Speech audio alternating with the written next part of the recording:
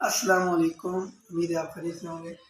दोस्तों, आपको ये बताना चाहता हूँ कि पाकिस्तान 14 अगस्त 1947 को इस दुनिया के नक्शे पर आया।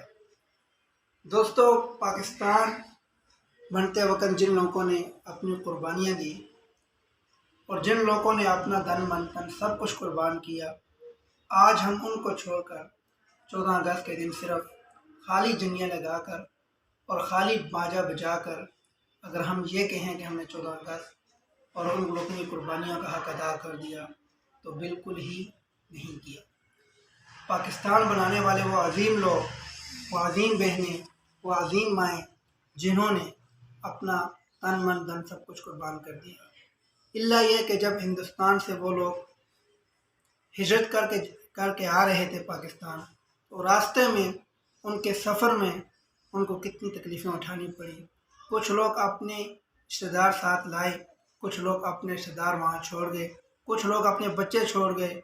और वो जो ट्रेनें चली थी और वो ट्रेनें जब आने लगी और रास्ते में हिंदुओं ने पूरी पूरी ट्रेनें जलाई। पाकिस्तान इंतहाई कुर्बानियों के बाद मारते वजूद में आया।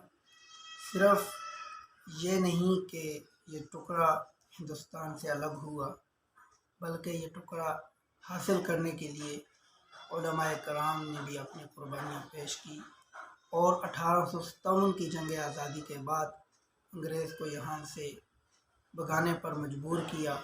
और उस वक़्त ये कहा जाता है कि दिल्ली की जो सड़कें थी वहाँ पर लगे हुए दरख्तों पर उलमाए कराम की लाशें लटक रही थी और उलमाए कराम की लाशें लटक रही थी। और मुसलमान जब हिजरत करके पाकिस्तान आ रहे थे, ट्रेन में उन